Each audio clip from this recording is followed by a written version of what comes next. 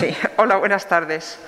Una vez más, gracias por vuestra presencia en esta tercera conferencia del ciclo Con gafas violetas, que aborda distintos ámbitos de la historia y la cultura con perspectiva feminista. Dice Almudena Hernando en su ensayo La fantasía de la individualidad, que me parece un ensayo muy importante, que el origen de la desigualdad entre mujeres y hombres procede de las sociedades cazadoras y recolectoras, en las cuales, debido a la maternidad, pero como consecuencia indirecta, no directa, debido a la maternidad, a la crianza, a la lactancia, las mujeres tienen menos oportunidad de moverse en el espacio que los hombres. Es decir, las mujeres son cazadoras y recolectoras como los hombres, pero más cerca de casa o se mueven menos de su lugar habitual de residencia. Y que esto hace que los hombres, al moverse más por el espacio, tengan que afrontar peligros y tomar decisiones que van afianzando su sentimiento de individualidad y su sensación de empoderamiento, y que eso, que ya he estudiado en las sociedades cazadoras-recolectoras actuales, va creando poco a poco esa diferencia que luego se ensanchará. Por lo tanto, es muy importante la cuestión de la movilidad en las mujeres. Sabemos que la sociedad patriarcal distribuye rígidamente los espacios y permite mucha menos movilidad a las mujeres. Lo vemos clarísimamente en el caso más extremo, que hoy sería el de Afganistán. Pero incluso en las sociedades occidentales, que son como el otro extremo, las mujeres se mueven menos en el espacio que los hombres. Es muy importante, por lo tanto, abordar el tema del movimiento, del desplazamiento, del viaje, con una perspectiva feminista.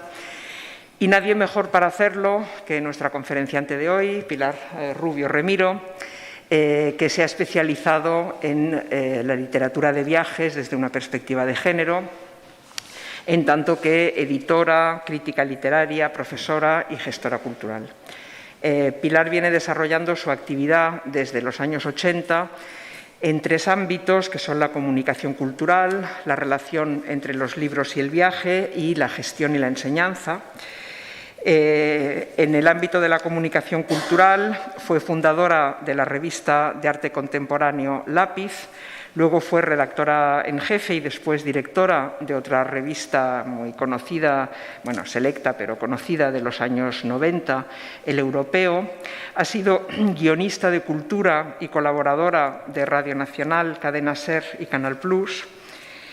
Y como reseñista y articulista ha colaborado en los principales periódicos del país, como La Vanguardia, El País, El Mundo, y también en revistas culturales y revistas de viajes como Letra Internacional, Altair, Tinta Libre, Revista de la Sociedad Geográfica, etc.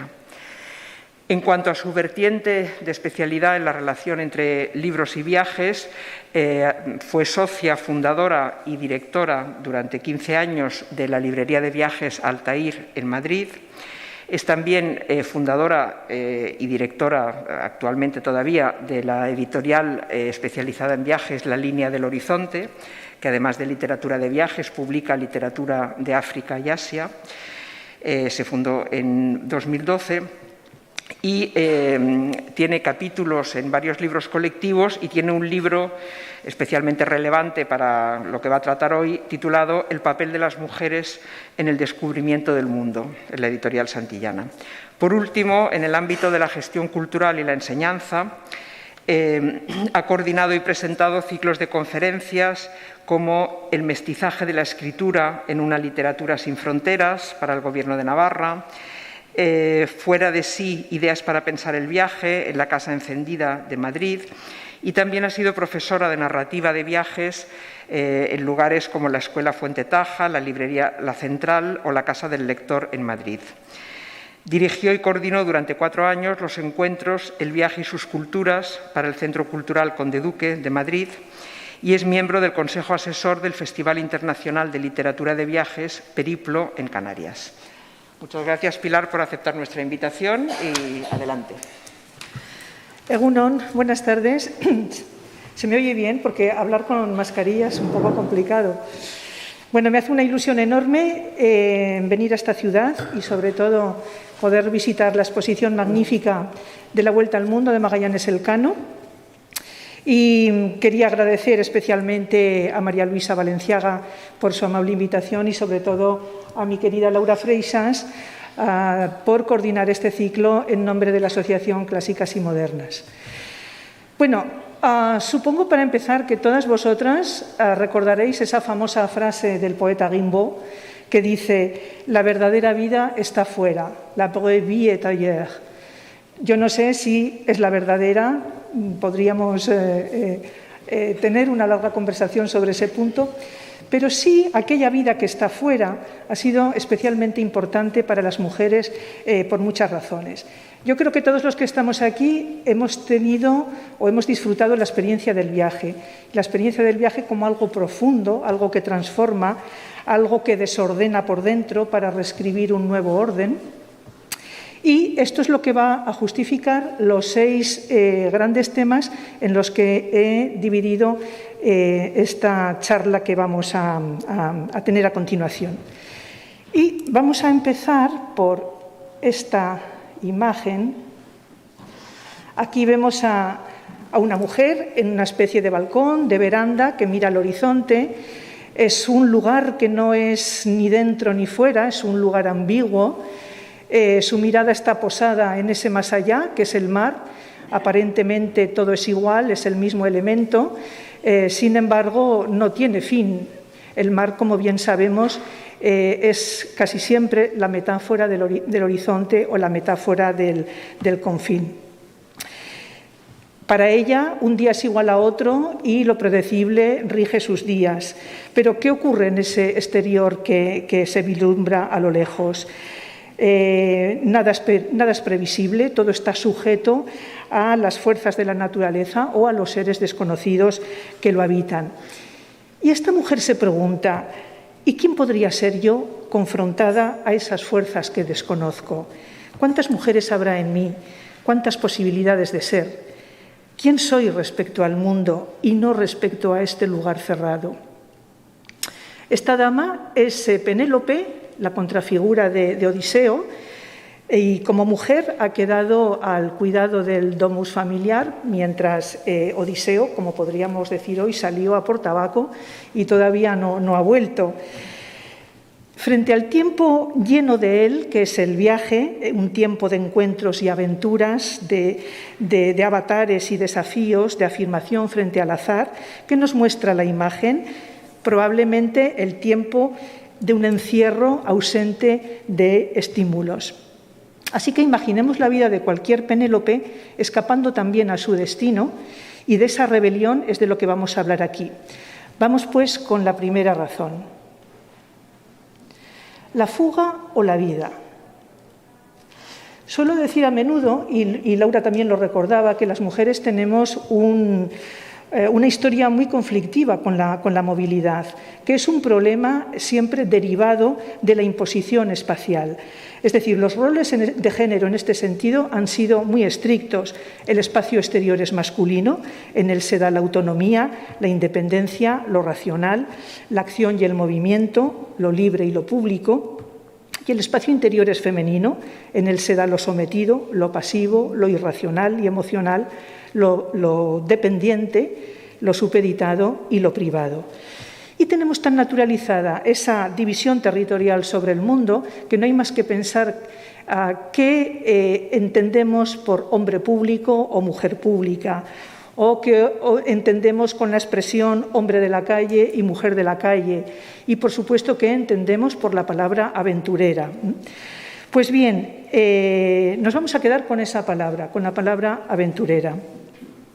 Me gusta recordar, y yo creo que también a Laura le he oído más de una vez hablar de este libro, que es La loca del desván, de Sandra Gilbert y Susan Gubar, porque entre otros muchos temas interesantes que los tiene, y algunos polémicos, pero aborda eso tan presente en la vida y en la obra de muchas autoras del siglo XIX, que es la fantasía de fuga en lo literario. Es algo que es casi un denominador común a muchas de estas autoras. Es una fantasía que se proyecta sobre personajes y obras cuyas vidas se desarrollan a veces en interiores vitalmente asfixiantes. Pues bien, como sabemos, no hay fuga sin una fuera, y aunque entendamos por ello un espacio físico o metafórico. Y desde la cultura clásica, el territorio de la fuera es el territorio de lo masculino. A él se adscriben valores como la templanza ante la dificultad, la perseverancia en cumplir objetivos, el coraje ante los envites del azar, la fe en las propias capacidades, el amor a la acción y así un largo etcétera. Fijaros que muchos de los términos que empiezan por ex, que significa fuera, externo, extraordinario, extenso, extraterritorial, extranjero, extraño, explorar, remiten a un mundo siempre de valores masculinos. Y un pequeño detalle, ¿qué nos dice el refranero? El refranero popular: atadas de pies y manos, la mujer en casa y con la pata quebrada, y así podríamos encontrar muchas más.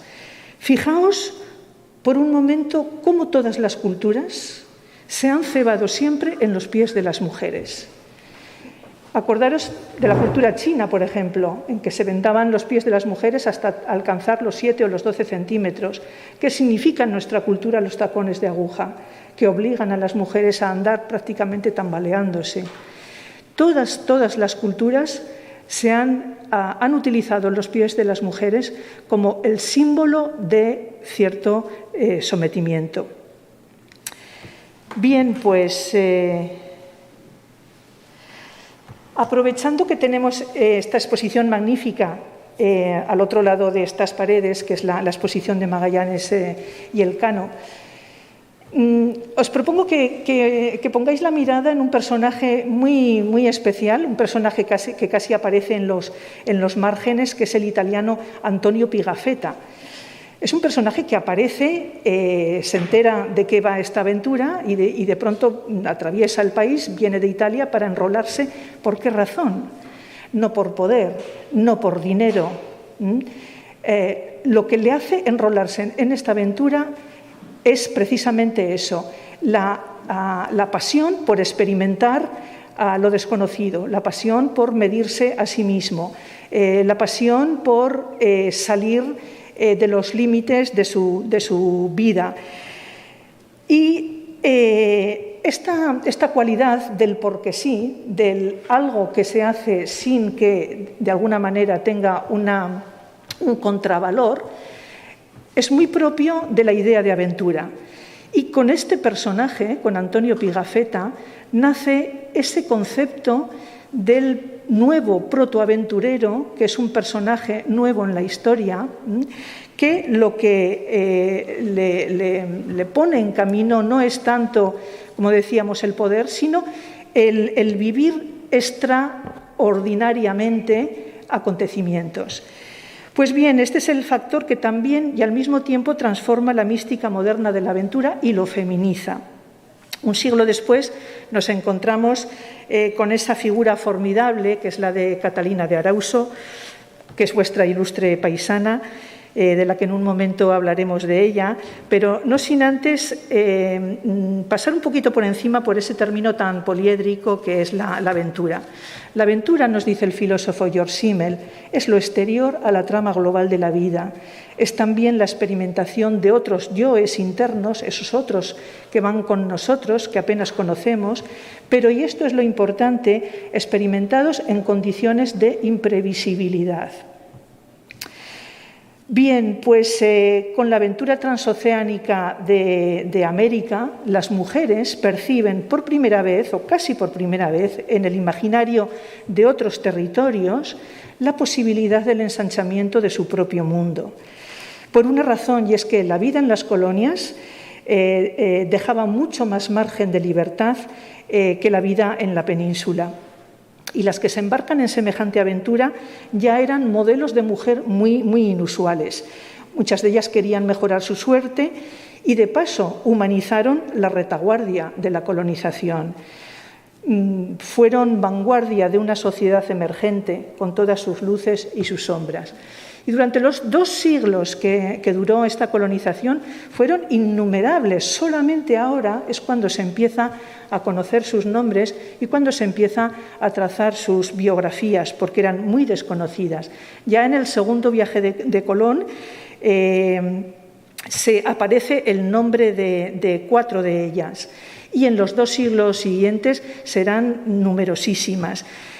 Muchas de ellas solteras, por deseo de contraer matrimonio allí, y otras muchas o viudas, ¿no?, o bien casadas con algunos de los expedicionarios que previamente habían ido para América. Y sobre todo lo que hay son algunas mujeres profesionales. Hay maestras, hay comenderas, hay costureras, hay enfermeras, hay comerciantes y, por supuesto, aventureras. No siempre es muy difícil extraer estas biografías y, de hecho, es algo que se está haciendo ahora. En las propias cronistas de Indias apenas aparecen sus nombres. Es curioso cómo a veces se consignan antes los nombres de los caballos que los nombres de muchas mujeres. Bernal Díaz del Castillo, por ejemplo, en vez de mencionar a Inés Suárez, que fue cofundadora de la ciudad de Santiago, dice, ¿cómo era? Una doña que con ellos va. Ni siquiera la menciona. Y fueron muchísimas, no nos podemos detener en el tema porque es amplísimo, pero bueno, citar a muchas de ellas, a Isabel Barreto, que fue la primera almirante, a Inés Suárez, a Mencía Calderón, a Isabel de Guevara, la Maldonada, Beatriz Bermúdez, Ana de Ayala, Mencía Ortiz, que fue la primera mujer que tuvo una empresa de importación-exportación en la época. Es decir, la vida de estas mujeres eran apasionantes. Así que esta nueva heroína, la aventurera, que es una figura emergente construida sobre la subjetividad y a la que adornan las cualidades aún masculinas de lo heroico, según los clásicos, va a ser una figura capaz de reescribir su destino, su arete, como decían los griegos, una figura que exhibe confianza en las propias capacidades. Y para mí este es un momento importante porque ahí nace ese nuevo personaje femenino que desafía lo dado para reconstruirse de otra manera y además muchas veces, y esto es importante, fuera de la familia y de los roles impuestos. Y esto es importante porque hasta entonces para las mujeres la aventura solamente podía darse en el territorio de lo íntimo, de la intimidad, y si alguien lo expresó con total y rotunda claridad, ese fue André Malraux, que dijo: los hombres tienen los viajes, las mujeres los amantes. Bueno, pues soy consciente de que ver a estas 2 mujeres juntas puede causar cierto repelús. Son Emily Dickinson y vuestra paisana Catalina de Erauso, pero las 2 me sirven como ejemplos. La primera de fuga simbólica, que fue Emily Dickinson, y la segunda de fuga aventuresca. Como sabemos, Emily Dickinson nunca salió de su casa, prácticamente nunca, salvo muy de jovencita. Por ello encarna perfectamente esa fantasía imaginativa de fuga en lo literario que habíamos visto a propósito del libro La loca del desván. Pero en la obra de Dickinson hay muchísimas referencias al viaje. Es muy curioso, está plagado. Compara libros con fragatas, usa a menudo la metáfora del libro viaje, se sirve de la figura del viajero. Recordemos su archifamosa frase que es: para viajar lejos no hay mejor nave que un libro. Pues bien, ese universo imaginado que proyecta en su poesía lo encarna en esto, en su jardín. Otro espacio, como veíamos a Penélope, que no es ni interior ni del todo exterior, pero que será su planeta, su cosmos, su territorio de fuga. La naturaleza para Dickinson, como para tantas mujeres de su época, y luego lo veremos, será la invocación de un espacio exterior libre de condicionantes. Pero si para Emily Dickinson el imaginario del mundo exterior es solo representación, para Catalina de Erauso será fundamentalmente acción. Erauso para mí es la gran figura de lo aventuresco. Es un personaje excesivo, seguramente dado a la hipérbole, pero que responde a esa figura icónica que en adelante inspirará la literatura y el cine de aventuras. Como sabéis, nació aquí, en San Sebastián, y desde muy pronto comenzó una vida absolutamente trepidante. Se la conoce también como monja, porque en rigor no lo fue, pero pasó por los conventos de las Dominicas y el de San Bartolomé, aquí en San Sebastián, del que se fuga a los 15 años hacia Vitoria, iniciando con esta huida Valladolid, Bilbao, Estella, Navarra, después América, una vida de hombre. Y no solo por adoptar el disfraz, sino porque realmente así se sentía, un hombre. Alguien muy necesitado de afirmar su masculinidad, comportándose ya hasta el final de su vida con un exceso de bravuconería totalmente masculina. Se ha escrito tanto sobre ella que necesitaríamos casi una sesión para perfilar los contornos de este personaje tan superlativo. Pero yo me voy a quedar con dos aspectos que nos sirven para enfocar la aventura de las mujeres en siglos venideros. En primer lugar, la voluntad de escapar de un destino de mujer, eligiendo la fuga a un espacio en blanco para reescribir su destino. Y esto será común a muchas otras mujeres. Y en segundo lugar, y algo también muy importante, y de hecho todos los ejemplos que traigo lo tienen como denominador común, es el relato, es la escritura. ¿Y por qué? No nos hallamos ante una vocación de cronista como la de Pigafetta, sino que nos hallamos ante la necesidad de consignar los sucesos de la propia vida con plena conciencia de su valía, y esto es lo nuevo, como la importancia como sujeto.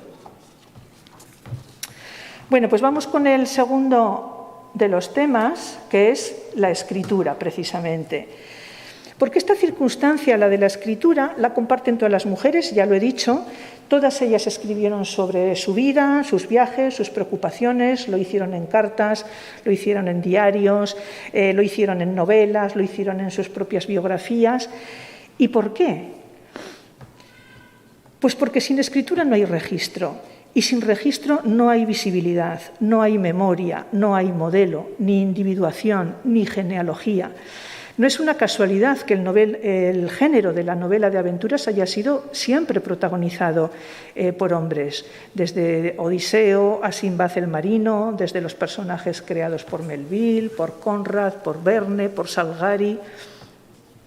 Para que veáis solo un dato, de los 563 personajes de las novelas de Verne, 442 son hombres, es decir, el 80%. Y el 20% restante de papeles femeninos son personajes muy secundarios en las tramas. Pues otro de los aspectos interesantes es que la escritura de las mujeres se convierte así en el reflejo de su huella sobre el mundo.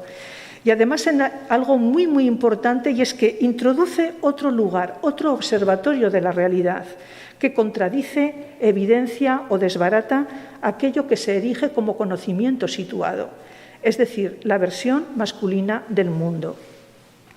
Hay diferencias cuando se comparan las narrativas de hombres y mujeres, hay muchos aspectos que las distinguen. Uno de ellos, muy importante, la ausencia de grandilocuencia solipsista, que tienen muchos de los relatos masculinos, especialmente cuando consignan escenas de valor o escenas de peligro, ¿no? Una mayor comprensión humanitaria de los conflictos. Hay en la mirada femenina una especial atención al detalle, a la miniatura, a lo ínfimo, para desvelar a veces claves ocultas de la vida cotidiana o de la organización social. Se podría decir que se toman más tiempo en descifrar las relaciones emocionales que vertebran las costumbres y los hechos, e incluso, como opinaba una experta, a veces aprovechan ideas y temas que descartan los hombres, aportando el potencial de ideas no trilladas. Acordaros, por ejemplo, del ejemplo de Edith Wharton y Henry James. La viajera era Edith Wharton, es la que lleva a Henry James de viaje por Italia. ¿Y qué hace Henry James? Básicamente hablar de las grandes ciudades, Roma, Florencia. ¿Y qué hace Edith Wharton? Se va con su coche, porque era ella la que llevaba el coche y era suyo, y se va a las aldeas, a los pueblos rurales, a zonas poco transitadas. Entonces, son dos relatos que no tienen nada que ver, absolutamente nada que ver. Y eso ocurre con muchísimos ejemplos, ¿no? Como, pues, por ejemplo, Hemingway y Martha Gellhorn cuando en la Guerra Civil Española. El uno trabaja desde las trincheras y desde el frente, la otra trabaja desde la retaguardia, pero entre los dos construyen un relato mucho más fidedigno, ¿no? Así que se diría, por resumir, que al menos en la literatura de viajes, las mujeres establecen una mayor estrategia en cuanto al cómo, es decir, la vertebración, y los hombres respecto al qué, es decir, la medición, las reglas de poder, las reglas del juego. Y también algo muy, muy importante, y es que la escritura de sus experiencias, en el caso de las mujeres, fue sobre todo el pasaporte a una profesionalidad remunerada y con ello a la independencia económica, que, como bien sabemos por Virginia Woolf, es la habitación propia de la libertad. Traigo el ejemplo de esta mujer, Freya Stark, una de las vidas apasionantes e increíbles de estas grandísimas viajeras, porque realmente ella vivió de su escritura toda su vida, escribió muchísimos libros. Era una mujer superdotada, como ocurre con muchas de ellas, con un carácter y una personalidad tremendas. No era de buena familia, esto es importante porque hay un abanico muy grande en cuanto a la cuna de todas estas mujeres. En este caso no, ella tuvo que hacerse cargo de la madre y tuvo que hacerse cargo de su propia manutención toda su vida, utilizando su escritura para sobrevivir. Y sobre todo el mundo árabe fue su gran pasión y a él se dedicó durante toda su vida. Fue importante como exploradora, de hecho rellenó huecos cartográficos en los mapas británicos y por eso la Royal Geographical Society la premió y la dotó con fondos para otras investigaciones, cosa que no era normal en muchos de ellos.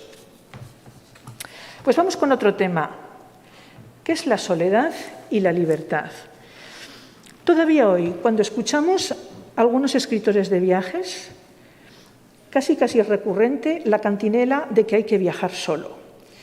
Y se diría casi que el viaje en soledad es como ocupar una especie de primer puesto en el ranking del viaje viril. Y es que no es verdad. Es que en muchísimos casos no era cierto. El propio Henry David Thoreau le llevaba la ropa a lavar a su madre desde su cabaña. Muchos exploradores viajaron con sus mujeres en igualdad de penosas condiciones. Livingstone, Iradier, Peary, muchísimos. Pero aun cuando lo hacen en solitario, lo decíamos al principio, el espacio exterior les pertenece. No sufren en igual manera el miedo a la agresión física y sexual, el miedo a ser considerados, si viajan solos, como un objeto de uso público, pero las mujeres sí. No digamos ya en entornos de culturas no demasiado amigas de las mujeres, ¿no? Decíamos antes, cualquiera viaja en este momento a Afganistán. Y la mujer, si lo hace sola, viaja con una pesadísima mochila al hombro. Viaja con innumerables códigos no escritos, cómo moverse con discreción, cómo vestir, cómo comportarse, qué lugares obviar, qué señales detectar, qué conversaciones evitar, dónde alojarse. Así que para las mujeres que viajan solas, el itinerario exige una planificación exhaustiva y un continuo y desasosegante estado de alerta. Es como si continuamente el mundo dijera, no estás en tu sitio. Un ejemplo, Flora Tristán, viajando por Francia, tiene verdaderas dificultades para encontrar alojamiento. Porque, como ella explica, una mujer que viajaba sola era sospechosa de prostitución. Y tanto era así que escribió después un opúsculo que se titula precisamente de la necesidad de brindar buena acogida a las mujeres en el extranjero. Bueno, pues en otra vuelta de tuerca, el viaje en solitario, como el que emprendían muchas de las mujeres que nos ocupan hoy, solo podía ser posible sin la existencia de vínculos familiares. Esto es muy importante porque es una característica que las une prácticamente a todas. Todos los viajeros de todas las épocas, es decir, los grandes exploradores, esas biografías que también conocemos, siempre dejaban atrás un hogar, una abnegada cuidadora, aguardando y alimentando, aunque sea metafóricamente, el fuego de la chimenea. Pero ellas, al menos hasta bien entrado el siglo XX, nunca había guardián del hogar a la espera, ni chimenea encendida, ni muso destinatario de cartas, ni nada, ni perrito que las ladrase. Es una circunstancia que tiene su lógica, como veremos o apuntaremos muy brevemente, luego si queréis podemos hablar más de ello. Y hay excepciones, claro que sí, las hay, pero lo habitual era que el estatus invariable de todas las mujeres que verdaderamente tienen biografías fuera de lo común era el de solteras, viudas o separadas, y muy frecuentemente sin hijos. Es decir, que eran mujeres sin refugio emocional, sin esa especie de hogar físico o metafórico al que regresa Ulises. Y esa es la razón, precisamente, que las convertía en personajes muy fuertes, muy sólidos, muy poderosos, muy originales. Y la razón por la que tienen esas biografías formidables. Biografías, como diría Pardo Bazán, biografías como eran nerviosas, vidas nerviosas y modernas, por utilizar una frase estupenda de Pardo Bazán que ella utiliza en otro sentido. Pues de todas maneras, no preocuparos porque muchas de ellas fueron muy felices y de hecho es muy habitual que murieran casi centenarias. Gracias a su pasión por viajar. Pues Alessandra de Vignil, por ejemplo, tenía 101 años, o Freya Starr, que acabamos de ver hace un ratito, murió a los 100 años, o Ella Maillard a los 94 años. Así que, bueno, los avatares del viaje probablemente fueron la mejor cura de rejuvenecimiento. Y consecuencia de esa no dependencia de vínculos familiares es la experimentación de libertad real. El viaje es un cuerpo a cuerpo con el mundo. Raro es el texto de una mujer que no se detenga a expresar la inmensa felicidad y la alegría de vivir que le produce esa vida de vagabundeo, esa vida alejada de las imposiciones de una vida diseñada por los demás. Isabella Berth decía, por ejemplo, es como vivir en un mundo nuevo, tan libre, tan fresca, vital, tan desinhibida, que una se resiste a dormir. Pero bueno, hablando de libertad, no hay que olvidar que el viaje es una situación, vamos a llamar, de libertad condicional. Del viaje se regresa. Y la viajera, después de todas estas peripecias muchas veces tan extraordinarias, se convertirá o se convierte en alguien distinta a las demás y por ello temida, una rara, una figura ambivalente que no se sabe muy bien cómo encasillar y que atrae de la misma manera que crea estupor. Alessandra de Vignil, por ejemplo, cuando vuelve de todos esos viajes por el mundo, se instala en Francia, en Digne, y crea todo un santuario budista, y ella vestía siempre con las túnicas de los monjes budistas. O, por ejemplo, Freya Starr, a la que hemos visto, se paseaba por los salones de París con un lagarto azul del Yemen causando estupor, ¿no? No eran mujeres originales, eran mujeres con una vida que no tenía nada que ver con la del resto. Y muchas veces estos regresos eran muy duros. ¿Por qué? Porque la socialización patriarcal deja un margen muy estrecho a las mujeres y en ese espacio angosto a este tipo de mujeres de vez en cuando surgía el malestar. La droga en el caso de Anne-Marie Schwarzenbach, el suicidio en el caso de Gertrude Bell, la enfermedad o las enfermedades difusas que atacaban sin sentido a Isabella Berth.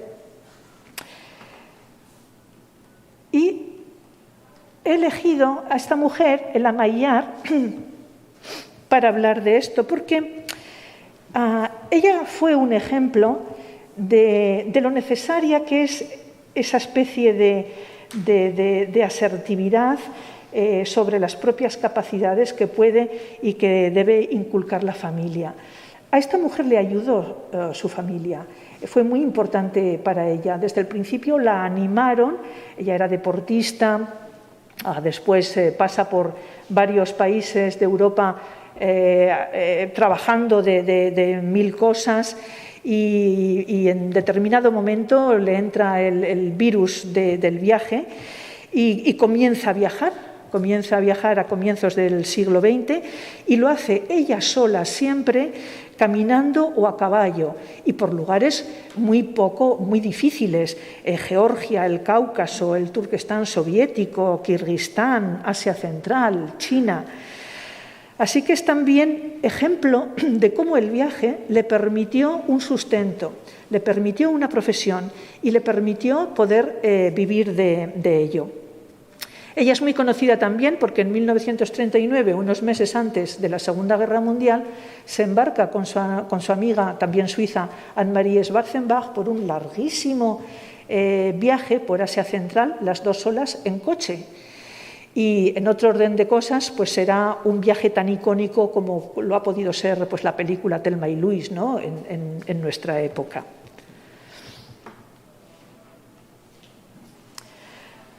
Vamos con otro tema, el disfraz o la mascarada.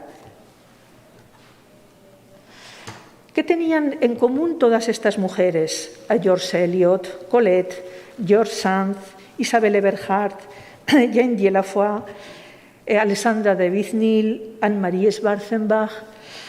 Todas ellas recurrieron en un momento u otro a la mascarada, a la estrategia de disfrazarse de hombre para tomar en préstamo la libertad masculina y poder moverse sin ser importunadas, ser tomadas en consideración o sencillamente no someterse a tutelaje alguno.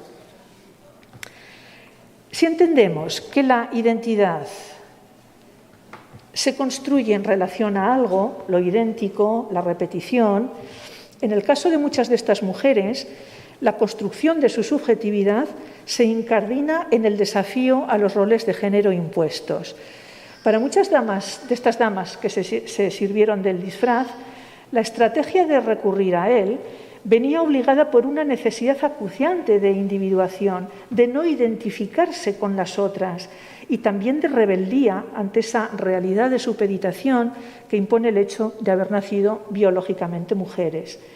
También muchas mujeres usaron el disfraz simplemente para salvar el pellejo, es decir, para sobrevivir, para no ser violentadas ni asesinadas en sociedades profundamente segregadas o simplemente para acceder al entorno masculino.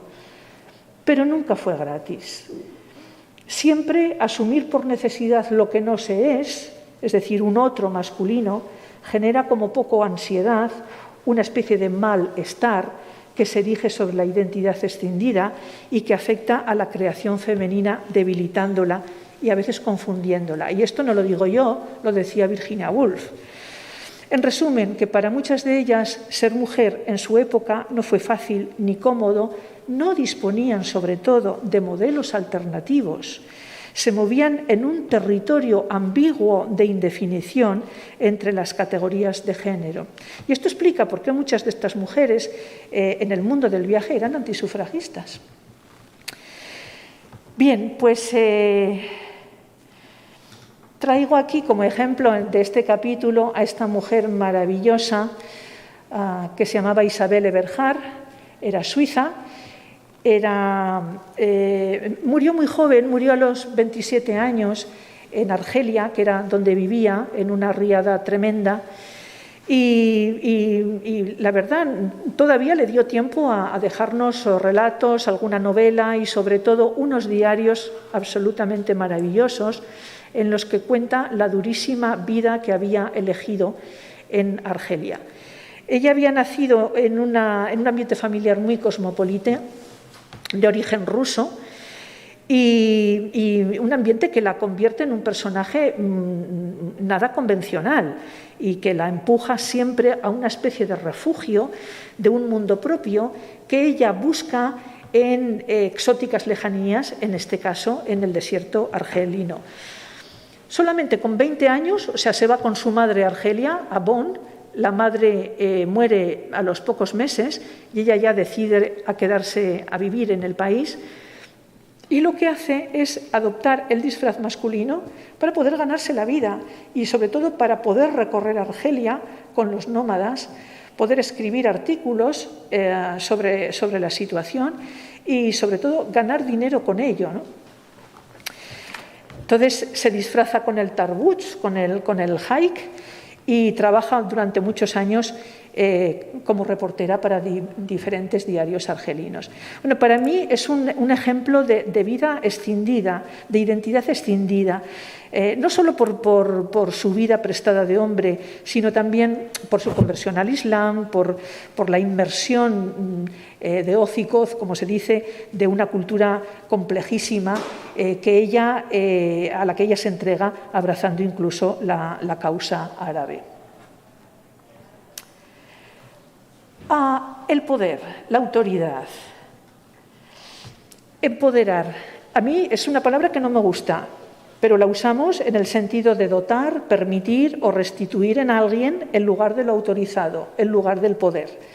Las mundanas, estas mujeres que no se conformaron con su pequeño mundo, que salieron a explorar otros, fueron poderosas en 3 planos. El primero de ellos, la acción sobre la fuera. El segundo, la reafirmación en sí mismas. Esto ya lo veíamos, era una condición de lo heroico, es tener confianza en sí, confianza en el propio valor. Y eso es empoderamiento. Y luego la profesionalización, ya lo hemos visto, a través del conocimiento especializado. En el primer caso concierne al mero hecho de viajar y de explorar. A veces lo hacían por el mero objetivo de hacer aquello deseable que solo era posible para los hombres. Y aquí hay un factor que marca la diferencia.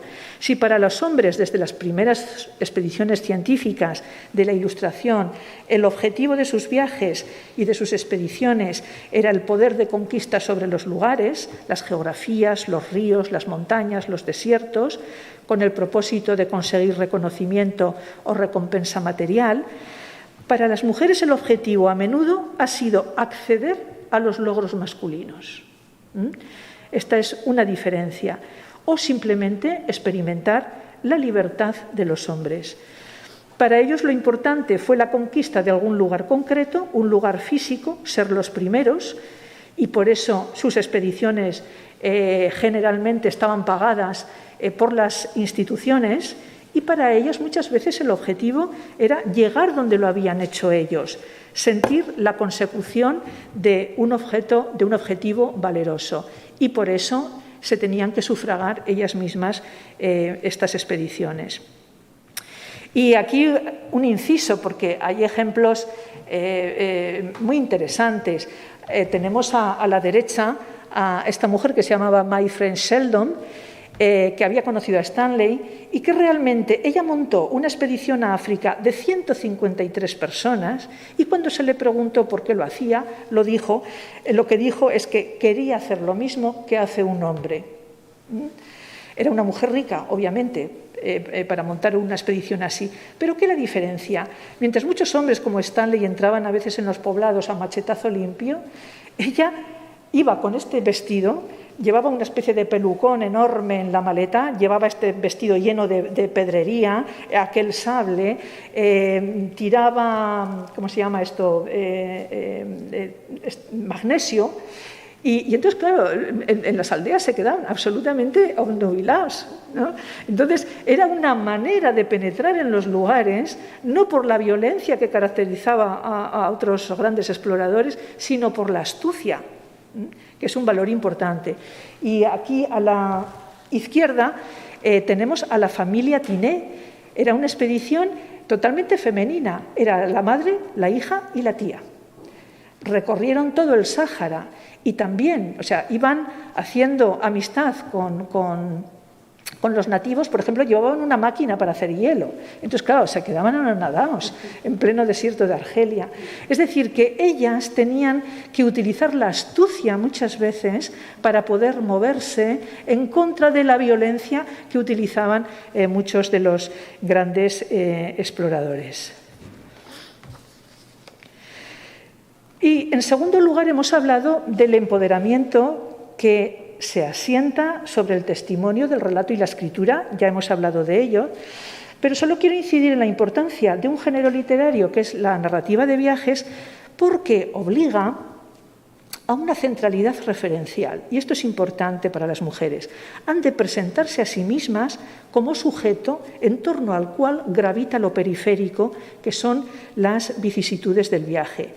Y además muchas de ellas utilizaron sus escritos para deslizar, a veces de una manera muy sutil, comparaciones interculturales que muchas veces suponían abiertas críticas a las costumbres poco civilizadas dejadas en casa. La estrechez de miras, la incomodidad de roles, la artificialidad de las convenciones sociales. Y luego el tercero de los aspectos que hemos visto, que es la consolidación de esa autoridad con la lentísima apertura de las instituciones para ellas. Porque, aunque es cierto que a veces el reconocimiento o llegó tarde o no llegó, y hay que recordar que las sociedades geográficas es que mantenían excluidas a las mujeres como miembros. Solamente en alguna ocasión permitían asistir a sus conferencias o ser miembro honorario, como hicieron con Mary Kingsley, después de que había hecho varios viajes por África y había incluso explorado y descubierto nuevos territorios. Y sobre todo, este no acceso a las instituciones lo que hacía inviable era cualquier posibilidad de financiación de esas exploraciones, ¿no? Cosa que no pasaba con ellos. Bueno, como dato, la primera mujer en ser admitida en la Royal Geographical Society fue Isabella Bird, en una fecha tan tardía como 1892, prácticamente ya el siglo XX.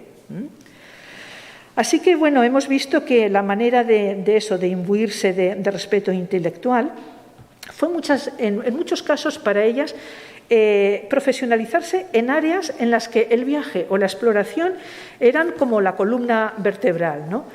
¿Por qué? Porque en los albores de la Revolución Industrial muchas mujeres se sirvieron de ese afuera para ejercer lo que entonces eran consideradas protociencias, la naturaleza, por ejemplo. Ya veíamos cómo se convirtió en un universo simbólico de individuación para la poeta Emily Dickinson, pero la naturaleza, en un tiempo de reclusión agobiante, era un escenario exterior que brindaba a las mujeres convertidas en naturalistas una ocupación respetable y respetada.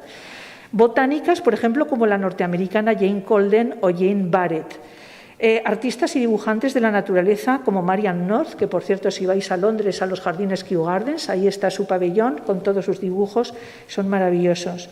Recolectoras de especies para museos, cosa muy importante, los museos se nutrían de lo que traían los grandes viajeros, y Mary Kingsley en África o Ida Pfeiffer, por ejemplo.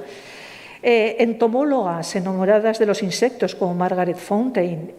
Zoólogas ya en el siglo XX con las tres grandes primatólogas que han sido y son Birute Galdicas, Diane Fossey y Jane Goodall. La lista es enorme. Y no solamente en la naturaleza, porque también desde finales del XIX ocuparon disciplinas vinculadas a lo humano. La antropología, Margaret Mead, Ruth Benedict, Mary Leakey. La arqueología, Gertrude Bell en Irak, Amelia Edwards en Egipto.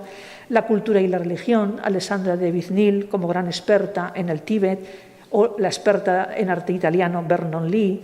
Es decir, que hoy se las reconoce como lo que fueron, como verdaderas precursoras, aunque no siempre fueron legitimadas por el cuerpo docente masculino y a menudo se vieron arrumbadas por la historia. Cuenta Gerda Lerner, en la creación de la conciencia feminista, de la importancia de apoyarse en la genealogía. Habla de lo doloroso e inútil que es sentirse Robinsonas en una isla desierta. Hay excepciones, pero si los hombres consignan sus fuentes, se sienten eslabones en esa larga cadena de autoridad, muchas mujeres ignoraban qué habían hecho sus ancestras. Es decir, que se podía decir que los hombres partían de 3 y las mujeres de 0.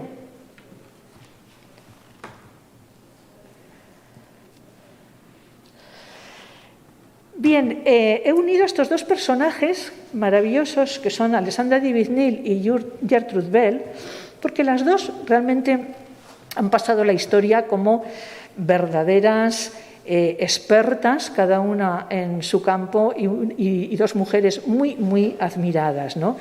Las dos han sido modelo de autoridad. Y dos damas, además, con personalidades impresionantes. En el caso de Alessandra de Vignil, a la que vemos vestida de tibetana, de monja tibetana, se la conoce por haber sido la primera mujer occidental en entrar en la ciudad santa de Lhasa. Esto me imagino que lo sabréis, pues es una historia muy conocida. Lhasa era el Vaticano lamaísta del Tíbet en la época, y lo hizo además por una ruta sin explorar, que era el peligrosísimo país del Po. Lo hizo durante 8 meses, pero en el transcurso de un viaje que duró 14 años. Un viaje que iba a ser de 4 años y que alargó a 14 años, uno detrás de otro, sin retorno en todo ese tiempo. Y además lo hizo disfrazada de mendiga, con ropas absolutamente raídas, se teñía el pelo con tinta china, la piel, y tenía casi 60 años y andaba casi 40 kilómetros diarios durante meses por esas cumbres terribles del Himalaya, pasando frío y toda clase de penalidades. Bueno, pues fue la especialista de su época que más tiempo vivió estudiando in situ y no en las bibliotecas. Esto es importante. Muchos de los grandes especialistas no habían prácticamente viajado a Asia.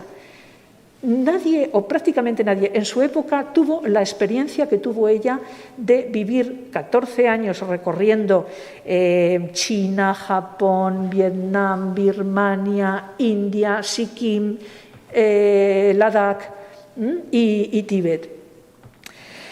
Y además fue una mujer profundamente feminista y no como otras.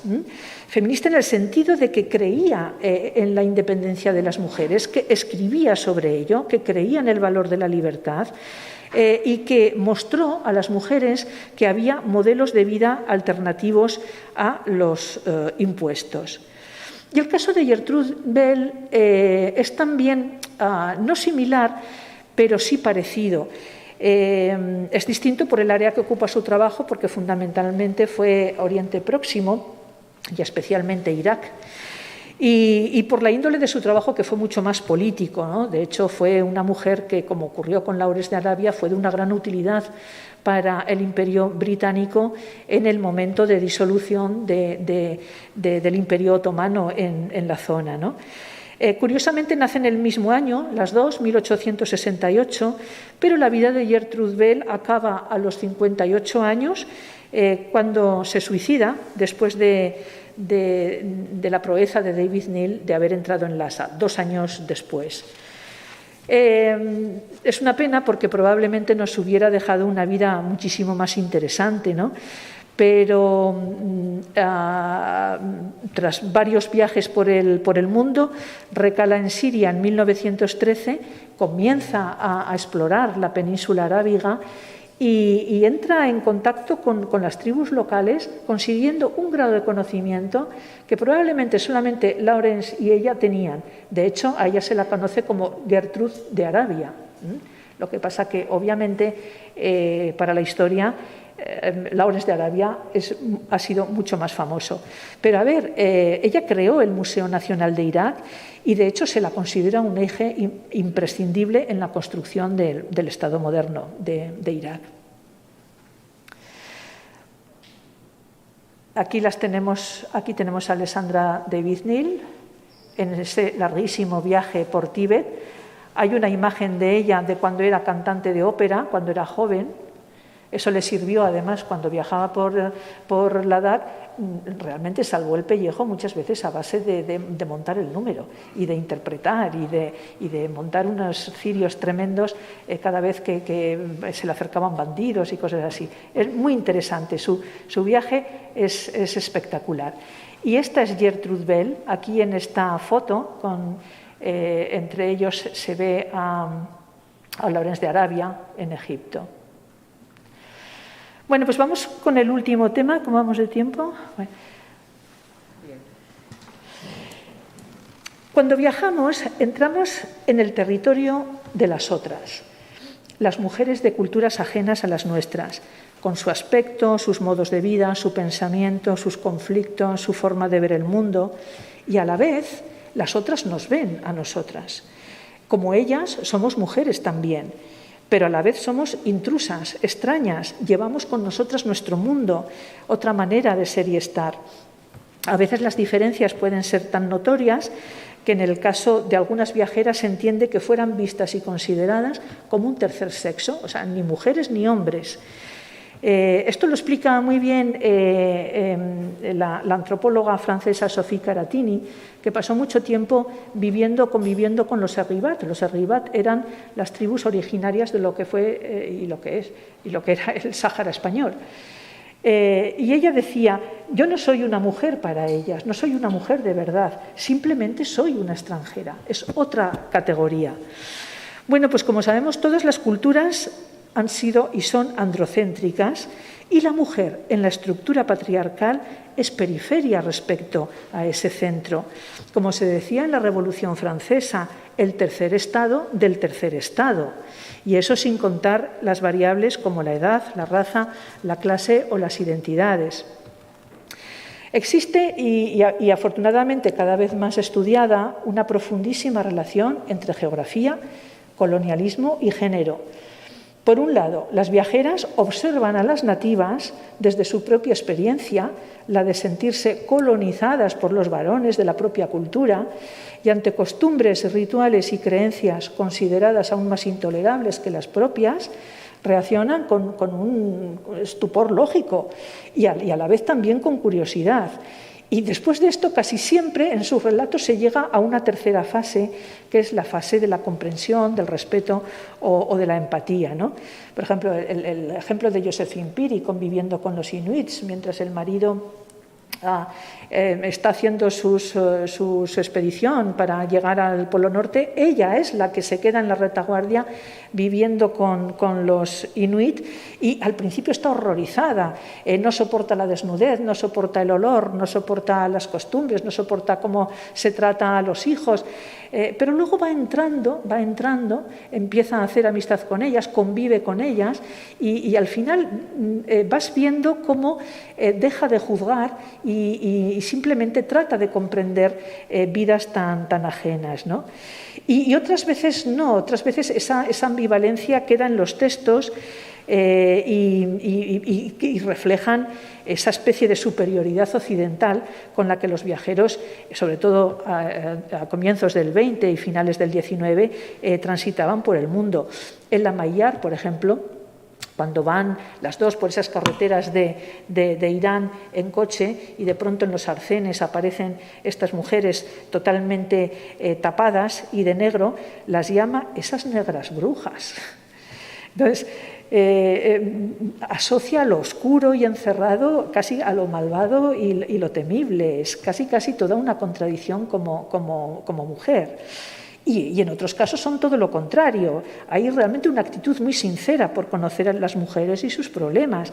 Un ejemplo es Freya Starr, la hemos visto antes en imágenes, que las busca para comprender cómo se articulan esas sociedades en la intimidad, porque es consciente de que si no lo hace mujeres como ella, las vidas de las otras permanecerán en silencio. Cuando vive en Bagdad, por ejemplo, en vez de vivir como los ingleses en esta especie de guetos en los que vivían las colonias inglesas, ella se va a un cuchitril tan absolutamente miserable en un barrio de prostitutas y hasta el punto de que una dama del cuerpo inglés la recriminó diciéndole que estaba rebajando el prestigio de las mujeres británicas. Es decir, que encontramos casos de todo tipo, ¿no? Y esto que hace Freya Stark, que es ir donde están las mujeres y observar su mundo, que los viajeros cuentan de oídas o desde lejos, es todavía a día de hoy una tarea pendiente. No hay más que ver cuántos corresponsales extranjeros en zonas de conflicto o en culturas complejas hay, siendo hombres y siendo mujeres, ¿no? Es decir, los hombres solo tienen acceso al mundo de los hombres, por lo que cuentan. Lo único que cuentan son los asuntos de hombres. Sin embargo, todos esos que afectan a la mitad de la población, que son las mujeres, todavía en muchas partes del mundo siguen siendo un enigma, ¿no?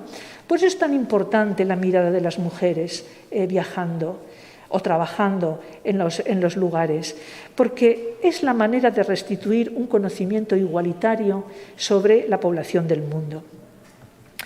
Y vamos con este último ejemplo, que fue otra de las damas maravillosas, fantásticas, Mary Wortley Montagu, porque además nos vamos con ella al siglo XVIII, nada menos. Ella escribió unas cartas, ella acompañó a su marido, que le nombraron embajador en la corte otomana, en Constantinopla, y a comienzos del siglo XVIII.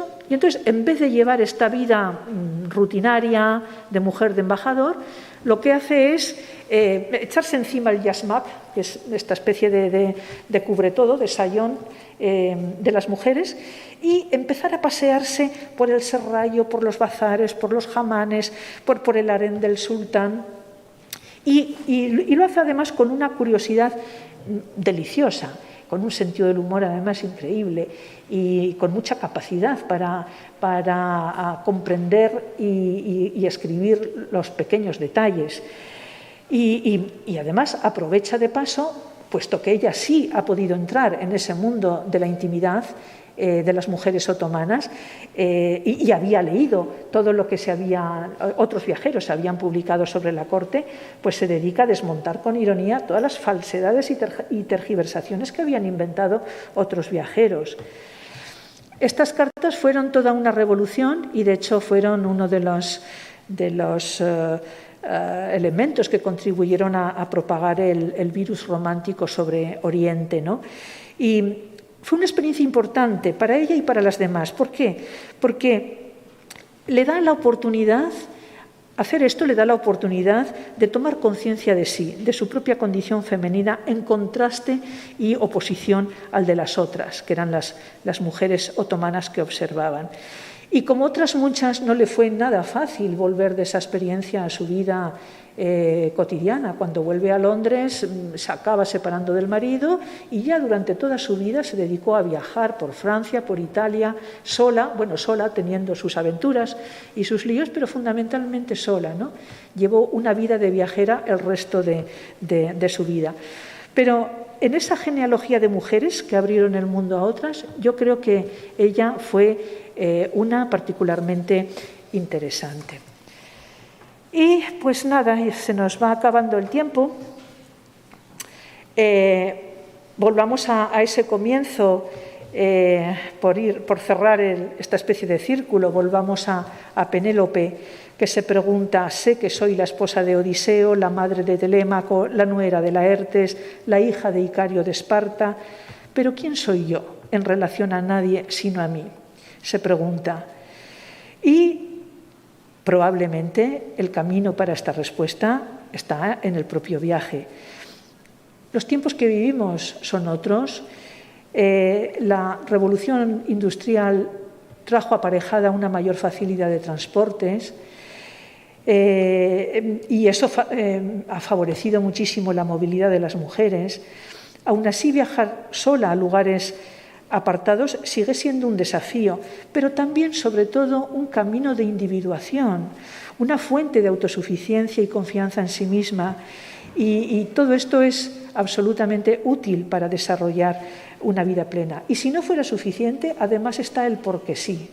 Ya lo vimos con Pigafetta.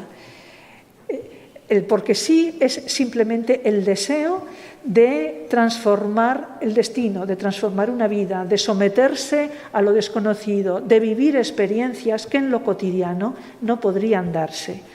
Así que, pues nada, acabamos con esta maravillosa frase de Alessandra de Vignil, que ella decía: mejor marcharme que marchitarme. Así que muchas gracias.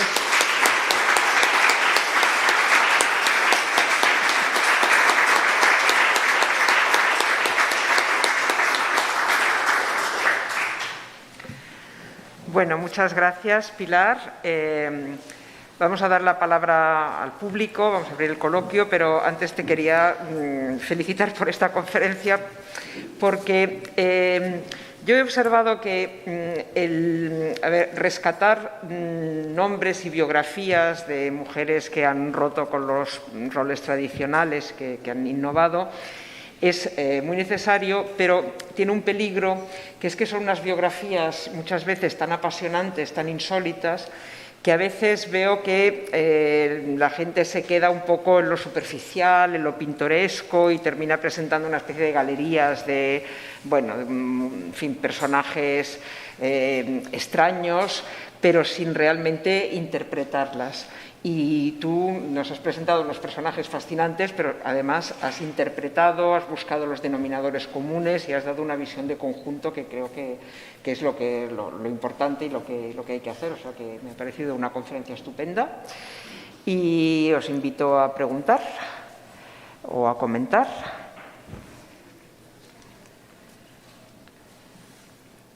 Bueno, si nadie se anima, voy a empezar yo pidiendo que expliques un poco más algo que has mencionado de paso y que me ha intrigado bastante, que es cuando has dicho que muchas fueron antisufragistas. ¿Puedes explicar por qué? A ver, porque muchas mujeres en esta época, precisamente porque eligieron modos de vida totalmente masculinizados,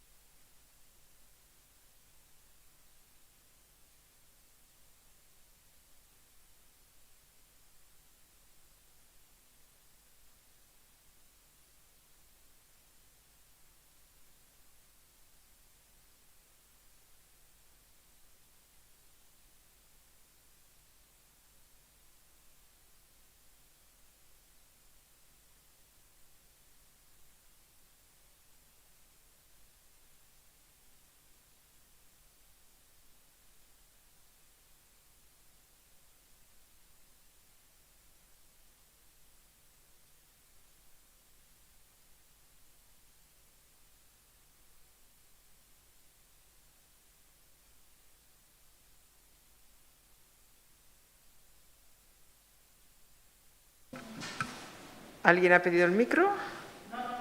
Ah. No se oía.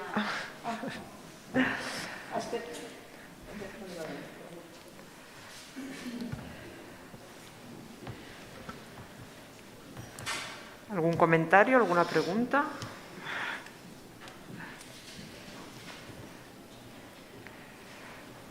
Pues yo voy a hacer otra.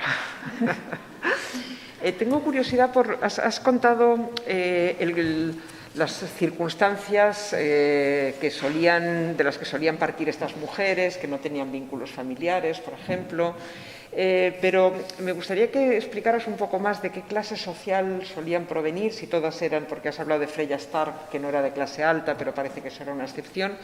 Y luego otra curiosidad que tengo en el mismo sentido es si procedían de países protestantes más que católicos, porque siempre he pensado que las mujeres de países protestantes o de los grupos protestantes dentro de países católicos eran más autónomas y más empoderadas que las católicas.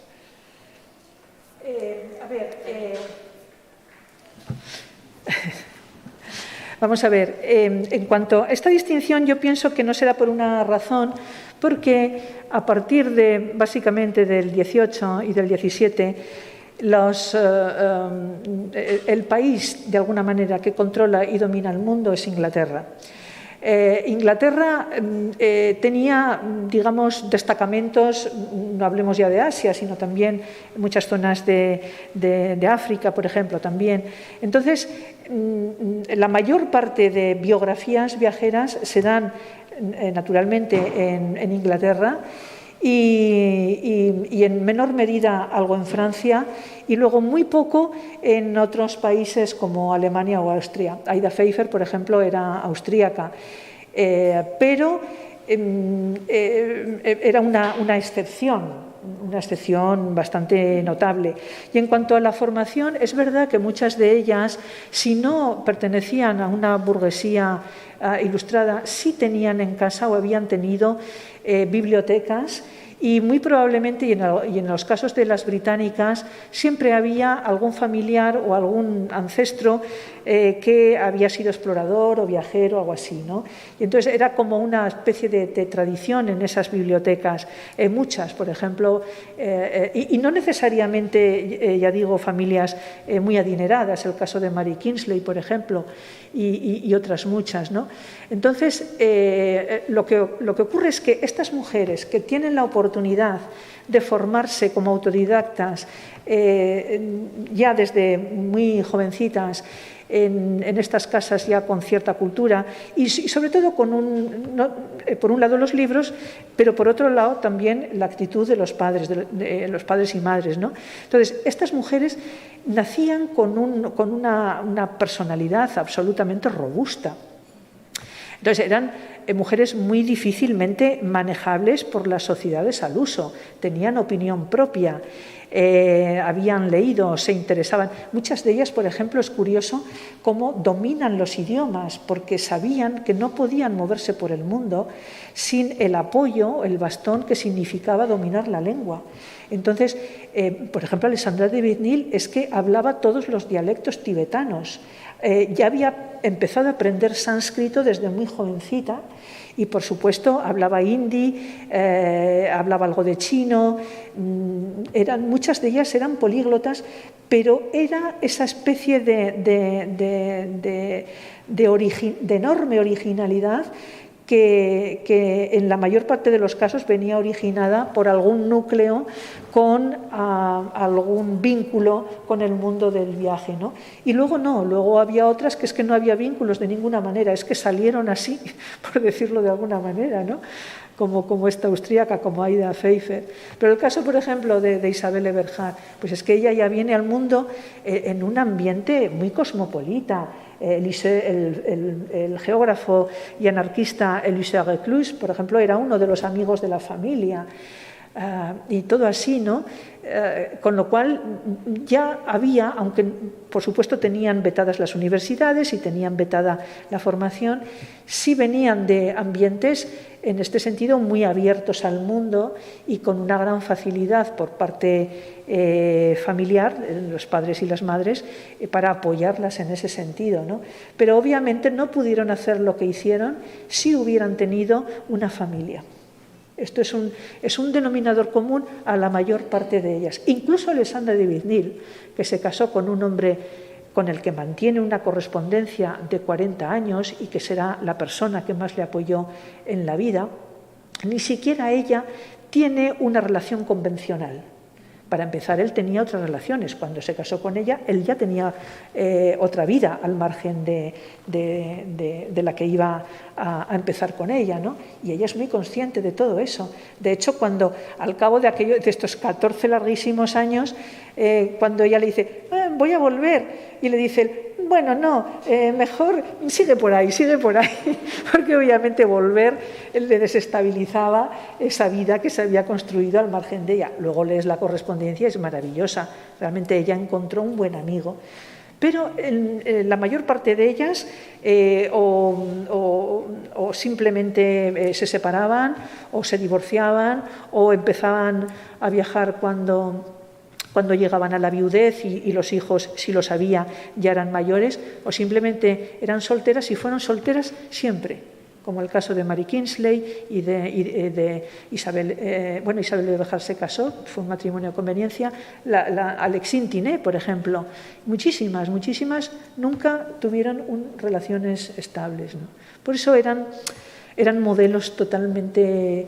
es que no se daba en ningún otro aspecto de la sociedad. Es decir, una científica, una escritora, un artista podía mantener al margen una vida en paralelo con alguien, una familia, unos hijos, pero es que ellas no, porque pasaban mucho tiempo fuera de casa y eso inhabilitaba cualquier vínculo familiar.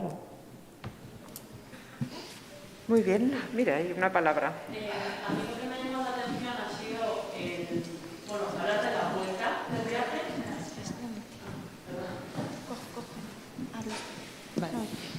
Que me ha llamado la atención cómo se estaba hablando de la vuelta del viaje, de cómo afectaba a las mujeres cuando volvían.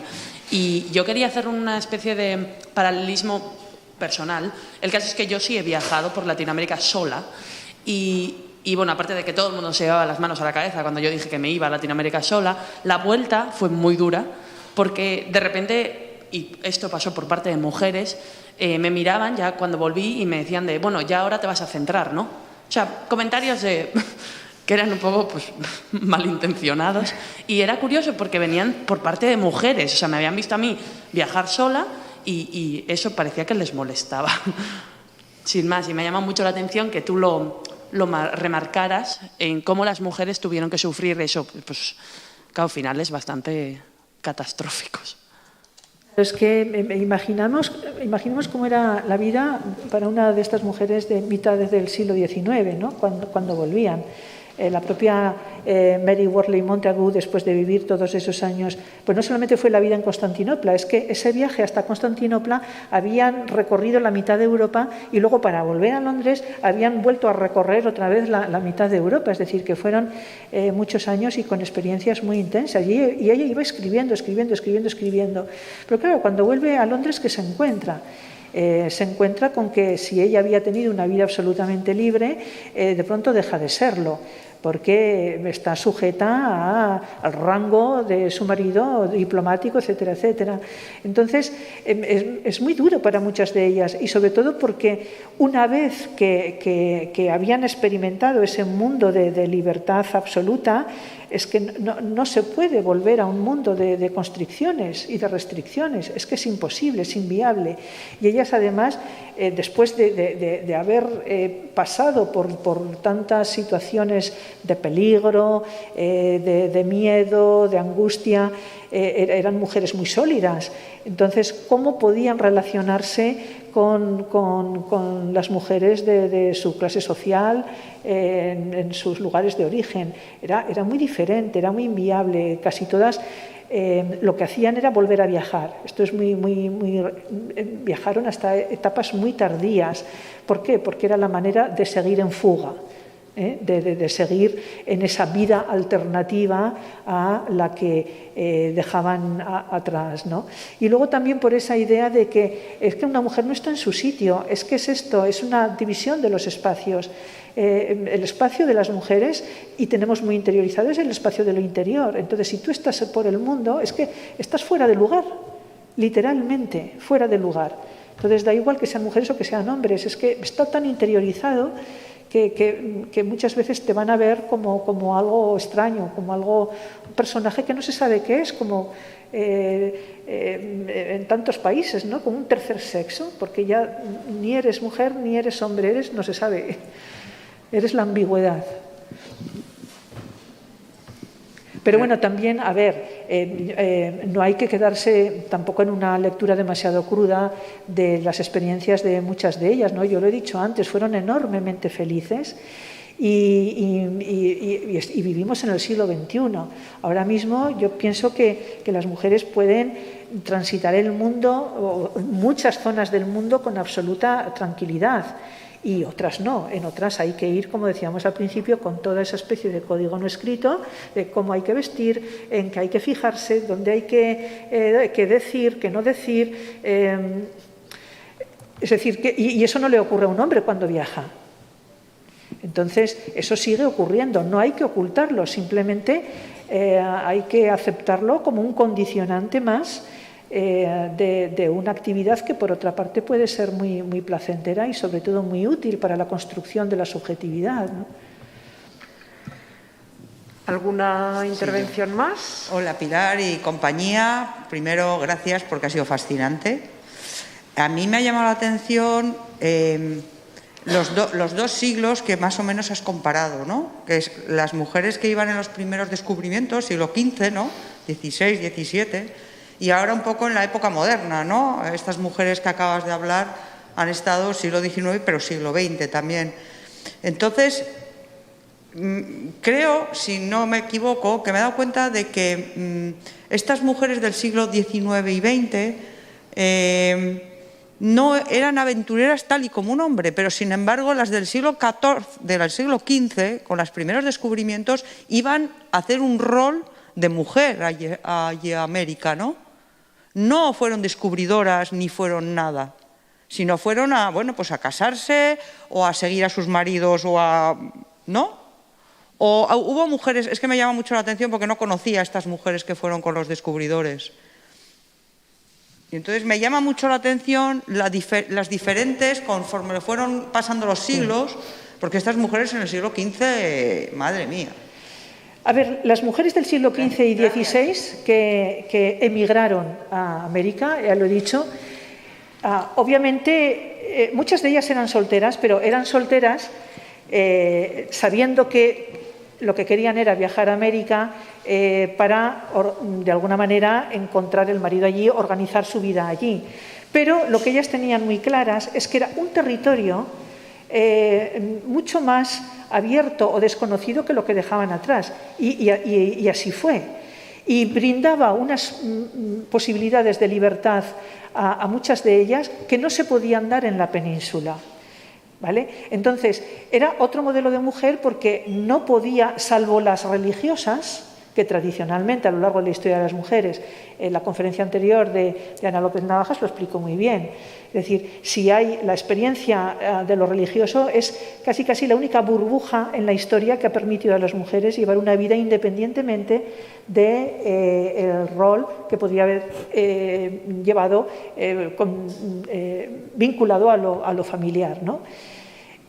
Y muchas de ellas, estas mujeres que viajaron a América, obviamente no lo podían hacer porque dependían de un marido, dependían de unos hijos. Pero es que luego, analizando las vidas, mira, hay un libro muy interesante que os recomiendo, que es de la profesora Eloísa Gómez Lucena, que se llama Españolas del Nuevo Mundo.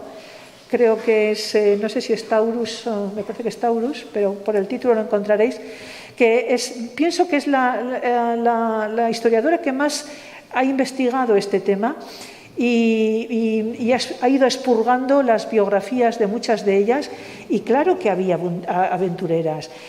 ¿Por qué? Porque a lo mejor se quedaban viudas y en vez de elegir volver a buscar marido, pues de pronto empezaban a desarrollar profesiones. Y profesiones además en las que muchas de ellas llevaban encomiendas ellas solas. eran enfermeras, eran costureras y tenían sus pequeños negocios de venta de paños y de ropas, etcétera, etcétera. Es decir, que no se puede comparar porque a partir especialmente del siglo XVIII y sobre todo el XIX, que es el gran siglo en el que las mujeres ya circulan por el mundo y por todos los continentes y con una mayor libertad, pero ya podían tener ese tipo de experiencia sin el vínculo familiar. Mientras que en el XV o el XVI esto era verdaderamente difícil, es decir, es que una mujer no existía fuera del matrimonio. En todo caso, cuando se quedaba viuda podía empezar una vida a partir de ahí, o si no, la única manera era entrar en un convento o en Europa, pues hacerse beguina o algo así, ¿no? No había otras posibilidades, era imposible, era inviable.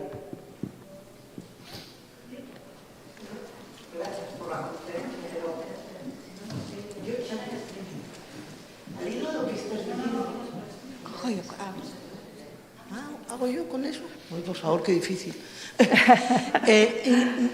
Hay una cosa que no acabo de entender en esto que nos estás contando, porque como ella ha dicho, ¿a ti no te parece que es mucho más fácil la explicación de mujeres que ya están viendo esta vida que les ofrece la vida de dentro, la vida de hombre, la vida, y que en el momento que puede se escapan? Dice, y luego nosotros le estamos poniendo la idea de aventura, de descubridoras, pero a posteriori. A ti, yo no sé, en el 19, a mí me parece que esas mujeres tan potentes que seguro que tuvieron en Inglaterra una vida ya aventurera antes de marcharse, pero las del 15, o sea, yo no me puedo imaginar que te quedes viuda, que te van la sociedad casi a imponer volverte a casar o tener hijos, lo que sea, y que exista la posibilidad de apertura y no lo hagas.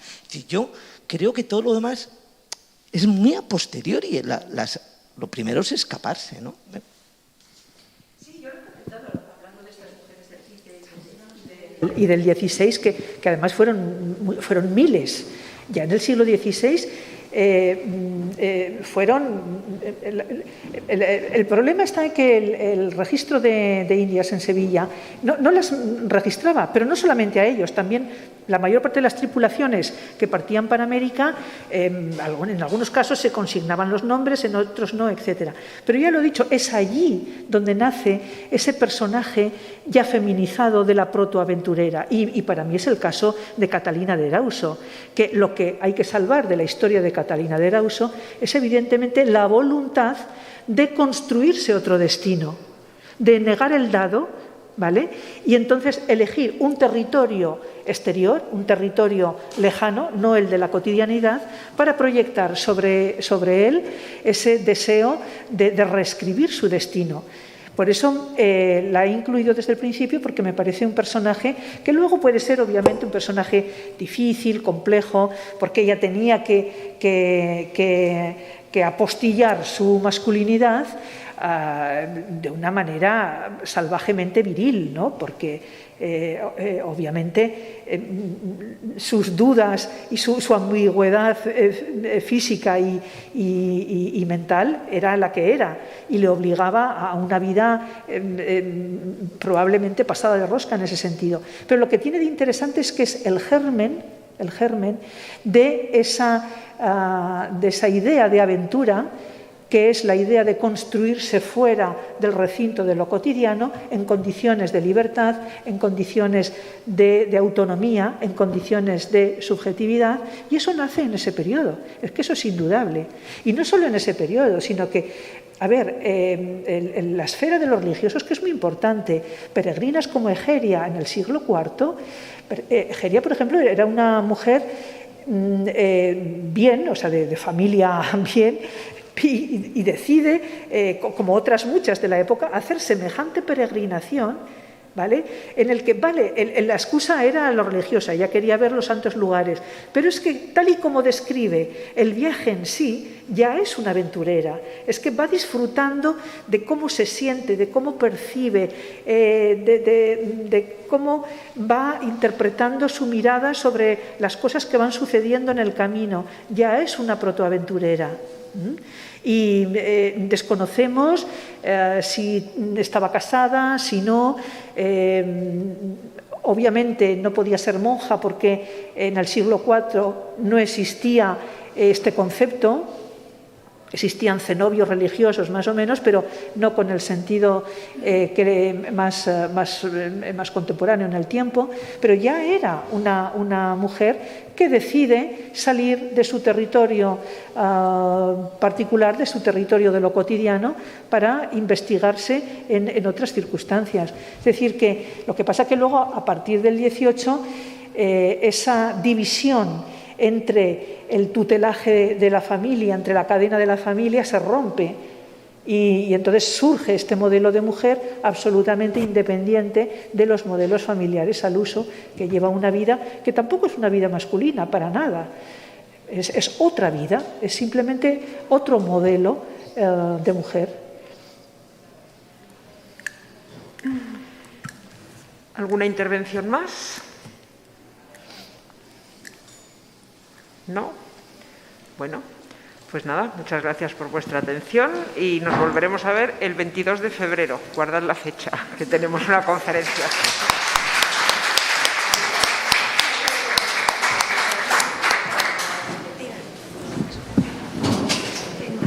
¿Sí? Una cosa, ¿quieres que le diga a Marilyn que invitemos a su amiga tuya que te... Es que se ha ido, es que se ha ido así. Vale.